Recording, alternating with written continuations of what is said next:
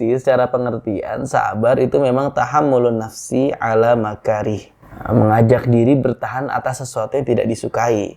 Assalamualaikum warahmatullahi wabarakatuh. Kembali lagi berjumpa bersama Mas Ustadz, teman-teman, sahabat semuanya. Kita dalam menjalani hari-hari mesti sesekali ya, nggak tiap hari juga. Dibikin dongkol, dibikin kesel, dibikin sebel. Baik dari orang-orang terdekat kita ya, keluarga, mungkin anak ke orang tua ke anak gitu kan. Atau tetangga, kita ke tetangga atau tetangga kepada kita, atau teman sekolah dan lain sebagainya. Makanya biasanya kalau kita lagi mendapatkan sesuatu yang tidak enak, sesuatu yang menyebalkan, sesuatu yang membuat kita rasanya pengen gitu ya, pengen marah gitu ya, itu disuruh sabar. Sabar ya gitu kan. Sampai ada yang bilang sabar tuh ada batasnya gitu kan. Gara-gara mungkin kesehariannya dia dipaksa untuk bersabar terus gitu. Jadi secara definisi, secara pengertian, sabar itu memang tahammulun nafsi ala makarih, mengajak diri bertahan atas sesuatu yang tidak disukai. Ya kalau dikatain, siapa sih orang senang dikatain? Gak mungkin juga kan, ada orang datang katain aku gak mungkin. Pasti dia gak mau dikatain, justru dipuji dia kepingin. Padahal dalam satu riwayat yang lain, pujian itu disebut sebagai racun. Tapi orang pengen ya diracunin gitu ya, dipuji. Ya racunnya sebetulnya karena dengan pujian itu orang akan jumawa dan mudah tinggi hati. Jadi mendingan mana nih? Mendingan dipuji atau mendingan dikatain? Ya nggak dua-duanya. Tetapi bagaimana cara kita menyikapi keduanya?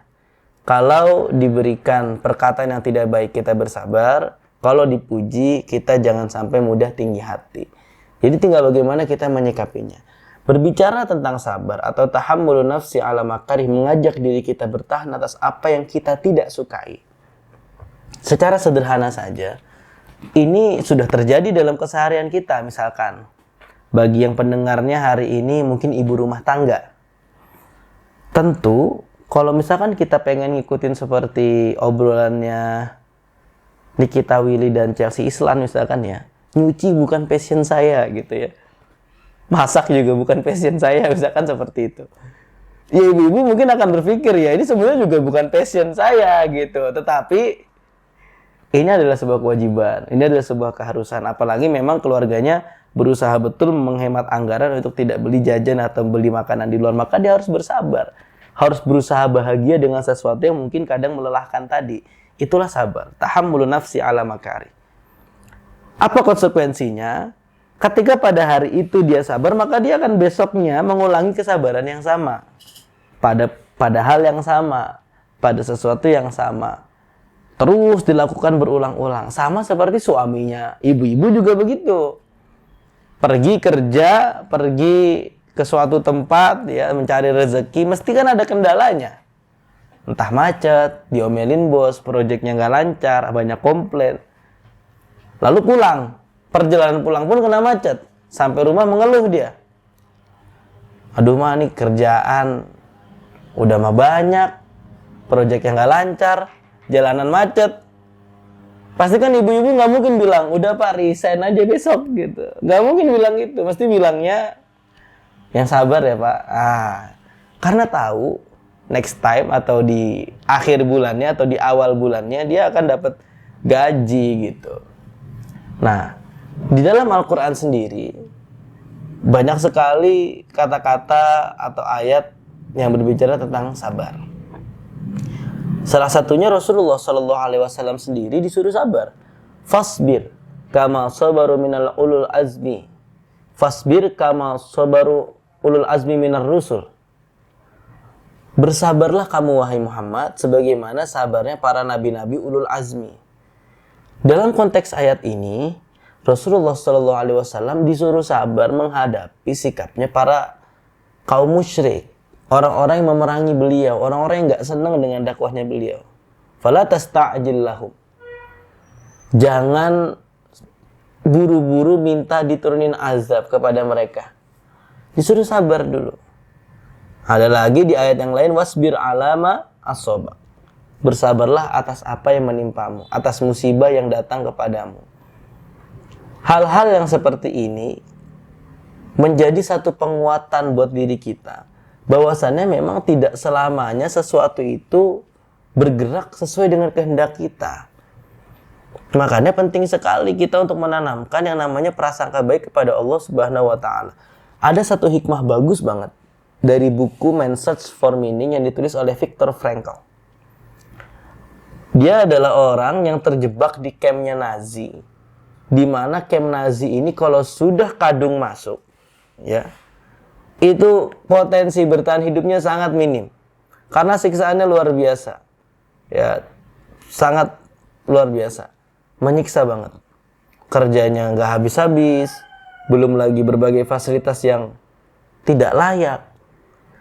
Viktor Frankl ini akhirnya memutuskan untuk berpikir bahwasannya segala sesuatu aktivitas yang saya jalankan di sini akan saya nikmati, akan saya buat bahagia, dan akan saya pikir seolah-olah saya akan mendapatkan gaji yang besar. Sehingga ada satu hukum yang tarik-menarik di sini. Dalam teori psikologi disebut dengan law of attraction. Ketika pikiran kita memberikan satu respon positif terhadap sesuatu yang meski dalam pandangan mata kita itu negatif, maka secara tidak langsung tubuh kita akan memberikan sebuah sinyal bahwa ini adalah sesuatu yang membawa makna dan membuat kita bahagia. Jadi sebetulnya mengeluh itu tidak menjadi solusi buat kita. Justru dia akan membuat tubuh kita rentan, baik secara kesehatan maupun secara mental. Di kondisi yang sangat tertekan ini, Viktor Frankl cara bersabarnya adalah dengan terus berprasangka baik pada dirinya sendiri untuk mencari makna kehidupan. Sedangkan dalam Islam, kita senantiasa diajarkan untuk menyandarkan segala sesuatunya kepada Allah Subhanahu wa taala. Tentu ini adalah suatu hal, satu bekal yang sangat penting buat kita. Agar apa? Agar ketika kita mendapatkan musibah-musibah, sesuatu yang tidak kita senangi, kita menyandarkannya pada Allah Subhanahu wa taala. Wasbir ala ma asabak. Fasbir kama sabar ulul azmi minar rusul. Sebagaimana Nabi disuruh sabar sebagaimana sabarnya para nabi ulul azmi. Nah, ternyata di dalam Al-Qur'an berbicara tentang sabar, ketika masih dengan term sobaro, itu sabar dalam tanda kutip, ya, sabar yang normal-normal, sabar yang tidak begitu luar biasa. Ada kesabaran yang butuh sebuah tenaga ekstra, kesabaran yang terus-menerus. Akhirnya disampaikan dengan term atau kata istobir. Nah, kalau dalam pertemuan yang lalu kita membahas kaidah tafsir yang disebut dengan al-alfadul lati yudhannu bihallati taraduf wa laysat minhu. Maka pada kesempatan hari ini kita akan membahas satu kaidah dalam lingkup ziyadatul mabna tadullu ala ziyadatil makna. Di mana kaidah penafsiran ini ketika ada struktur huruf yang ditambah dalam satu kalimat, meskipun terjemahnya sama, pasti akan ada makna yang berbeda. Kata isbir berangkat dari sobaro. Di sini ditambahkan dalam redaksi yang lain adalah istobir. Kesabaran yang luar biasa. Contohnya apa? Di dalam Quran surah Toha, wa'mur ahlaka bis-sholati wastabir 'alaiha. La nas'aluka rizqa nahnu narzuquk wal 'aqibatu littaqwa. Ayat ini memerintahkan untuk menyuruh sholat kepada keluarga. Wa'mur ahlaka bis-sholah. Perintahkanlah keluargamu untuk mendirikan sholat. Wastabir 'alaiha, dan bersabarlah atas itu. Sederhana saja begini. Bagi ibu-ibu, kakak-kakak, umi, abi, ya, bunda, ayah, apalagi papa, mama, ya. Ketika menyuruh anak untuk sholat, itu mesti butuh kesabaran yang berulang-ulang. Gak sekali jalan, gak sekali perintah, misalkan anaknya nolak, terus kita udah gitu. Gak maksa, gak mau. Ya memang nafas perjuangannya seperti itu. Disuruh 5 kali, 6 kali, 7 kali baru jalan. Itu untuk sholat subuh. Belum nanti duhur ngingetin lagi. Mungkin 7 kali lagi. Asar demikian. Maghrib demikian. Isya demikian. Sehingga reminding untuk sholat saja sehari bisa terulang sampai 35 kali untuk sholat 5 waktu. Itu belum termasuk dengan berantemnya, itu mungkin belum termasuk dengan bandelnya, itu mungkin belum termasuk dengan hal-hal yang lainnya. Itu baru 1 hari. Masuk hari kedua, apakah gara-gara kemarin sudah reminding 35 kali lalu hari selanjutnya libur dulu deh ngingetin sholatnya? Kan nggak bisa. Tetap harus diingetin. Lelah letih pun tetap harus diingetin. Kenapa? Karena proses sholat ini adalah proses yang paling mendasar untuk ibadah kepada Allah Subhanahu wa taala. As-sholatu imaduddin. Faman aqamahu faqad aqamaddin. Sholat itu tiangnya agama. Siapa yang mendirikannya, maka dia telah mendirikan agama. Dan sholat satu-satunya ibadah yang nggak bisa dijoki.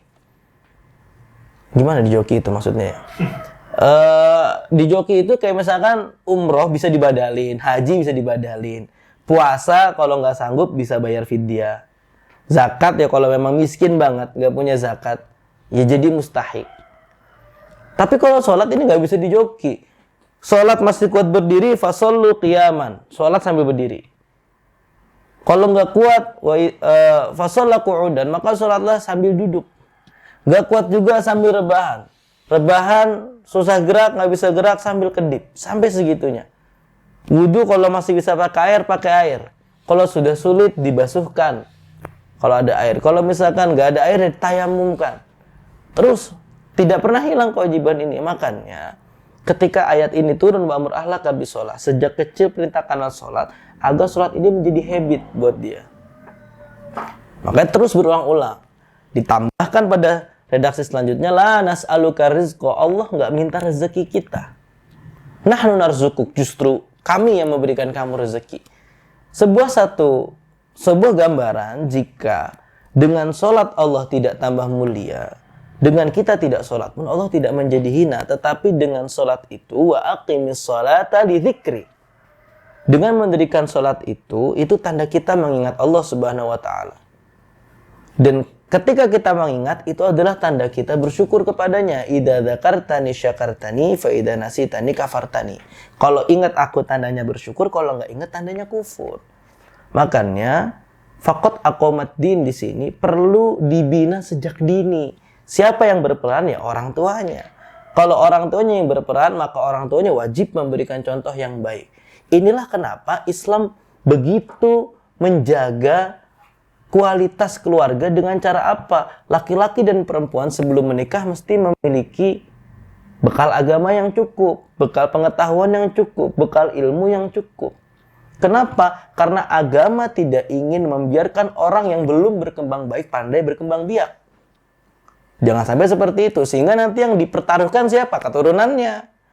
Dibiarkan saja, pergaulannya tidak dipantau, dan lain sebagainya. Makanya wa'mur ahlaka bis-sholati wastabir 'alaiha, ini butuh kesabaran yang luar biasa. Kalau misalkan ada pertanyaan lanjutan, kenapa kadang sholat itu rajin, kadang sholat itu getol, getap, tapi kadang mager gitu. Tapi kadang kerasa berat. Di ayat yang lain dijelaskan, inna sholata kanat 'alal mu'minina kitaban mawquta. Waktu sholat itu sudah ada ketetapannya. Subuh, duhur, maghrib, isya, ya. Asar, ya. Ada waktunya masing-masing. Paling naik turun ya, 10-15 menit lah. Tidak jauh dari itu. Entah tambah 10 menit atau berkurang 10 menit. Karena waktu sholat ini konsisten, lalu terkadang kegiatan kita yang fluktuatif, ya. Bagi pedagang mungkin kadang dagangannya sepi, ada azan dia bisa langsung berangkat. Atau kebalikannya, ketika ada orang yang kegiatannya padat, dia bisa langsung masjid. Tapi kalau senggang ketiduran gitu. Jadi sehingga waktu sholat yang konsisten, waktu sholat yang konstan, itu akan menguji konsistensi kita. Bisakah kita mengutamakan sholat meskipun kita berada dalam berbagai keadaan yang berbeda? Sejauh mana kita menata prioritas hidup? Apakah Allah termasuk dalam prioritas hidup kita? Maka itulah diuji, dilihat sholatnya. Kalau misalkan orang tua berhasil membina anaknya, maka itu dia sudah bersabar di atas jalan yang luar biasa. Wastabir 'alaiha la nas'aluka rizqa wa nahnu narzuquk wal 'aqibatu littaqwa. Dalam kaidah penafsiran ini sebetulnya ingin menunjukkan juga kepada kita sebuah upaya atau proses untuk menjadi pendidik itu adalah proses yang luar biasa, butuh dedikasi dan totalitas. Harus ada lelah letih yang dikorbankan. Jadi nggak bisa itu jadi orang tua, aduh nggak penting nyuruh sholat, nggak bisa. Memang harus berkorban, disitulah perjuangannya. Katanya kan kita ngaku cinta nih, sedangkan cinta itu sesuatu yang identik dengan perjuangan dan pengorbanan. Kalau misalkan ngaku cinta tapi tidak ada perjuangan dan pengorbanan, maka kita bisa sebut itu sebagai gombal gitu.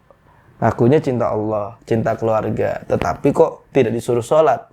Apalagi sebagai ayat penutup, ada perintahku anfusakum wa ahlikum nar. Jagalah dirimu dan keluargamu dari api neraka. Dirimu dulu, orang tuanya dulu sebelum nyuruh anaknya. Ya cara menjaganya dengan apa? Dengan ilmu, dengan pengetahuan, dengan ibadah. Dengan ilmu tadi dia bisa mengarahkan, dengan ibadah tadi dia bisa memberikan contoh. Baru dia perintahkan kepada anaknya, sehingga keluarga ini akan tumbuh menjadi keluarga yang semoga terhindar dari panasnya api neraka. Maka sahabat Mas Ustadz semuanya, bolo konco, coba ditata. Siapa tahu misalkan rezeki kita hari ini seret karena koneksi kita dengan Allah kurang. Siapa tahu mungkin hari ini ada anak kita yang cukup bermasalah atau mungkin banyak problemnya, mungkin kita perlu perbaiki sholatnya. Kalau sudah sholat tapi tetap ada masalah, apa yang perlu diperbaiki? Doanya dikencengin lagi. Atau kita bisa mengambil amalan-amalan kecil sambil beramal, sambil diniatkan, semoga ini melembutkan hati orang yang ingin kita doakan. Karena banyak sekali jalan cinta yang bisa ditempuh melalui ibadah-ibadah yang Allah perintahkan kepada kita. Maka disusun lagi prioritasnya, disiapkan lagi hatinya, diluaskan lagi jiwanya untuk terus membangun hubungan baik kepada Allah Subhanahu wa taala, sehingga kita sama-sama bisa bertumbuh dan berkembang menjadi pribadi yang lebih baik. Wallahul muwaffiq ila aqwamit thoriq. Wassalamualaikum warahmatullahi wabarakatuh.